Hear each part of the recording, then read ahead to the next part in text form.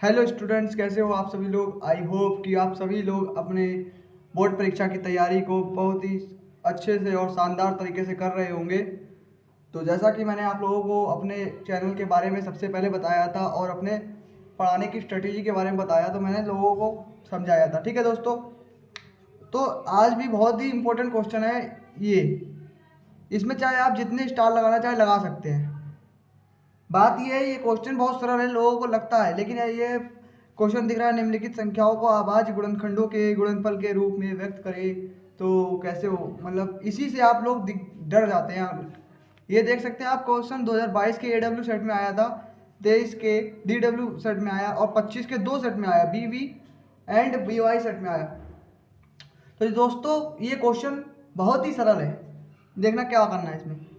इस क्वेश्चन में कुछ नहीं करना होता। नॉर्मली जैसे आप लोग कक्षा 3 4 में LCM सीख गए थे वही करना होता है। जैसे 140 का मैं करके दिखाता हूँ आपको। 140, तो इसमें LCM क्या करते हैं, LCM तो जानते ही ना आप लोग। बस वही काटना पीटना, 2 से 2 सत्ते, ठीक है, 2 से 35 वाले कट गया। अब ये कटेगा 5 से 5 सत्ते और ये कटेगा 7 से। ये जो हमारे गुणनखंड निकलते हैं, यही गुणनखंड क्या होते हैं, ये जो गुणनखंड निकलते हैं यही गुणनखंड होते हैं हमारे अभाज्य गुणनखंड। इसीलिए, और वो कह रहा है कि अभाज्य गुणनखंडों के गुणनफल के रूप में लिखिए, यानी हम ये अभाज्य गुणनखंड है और हम इनको गुणे में लिख दे रहे हैं। तो यही क्या है, हमारा आंसर हो जाएगा। अब ये 2 × 2 लिखा है, इसलिए इसकी 2 की घात 2 भी लिख सकते हैं, और ये 5 × 7। तो यही आपका क्या है दोस्तों, यही आपका आंसर आ गया। सरल है बहुत ही, और 2 नंबर में हमेशा आता है। लेकिन कुछ लोग परिभाषा की वजह से, कहो ये शब्दों की वजह से समझ नहीं पाते हैं। ठीक है, इस प्रकार अब एक और देख लीजिए आप। मैं आपको बताओ कौन सा दिखा दूँ, ये वाला दिखाते हैं। 38 25,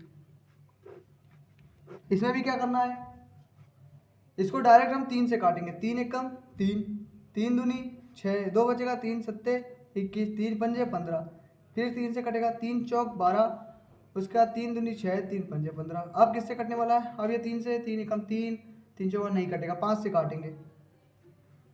5 5 अट्ठे 40 और 2 बचेगा तो 5 25, फिर 5 से, तो 5 बार में 17 बार में कटेगा और 17 से काट देंगे तो 1 आ जाएगा। यानी कि अब ये गुणनखंड निकल चुके हैं। अब हमें क्या करना है, बस इसको अभाज्य गुणनखंड हो गए गुणनफल के रूप में लिख देना है।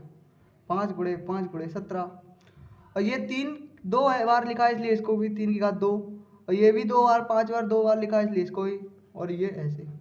यानी कि हमारा यही जो है, यही आंसर आ गया।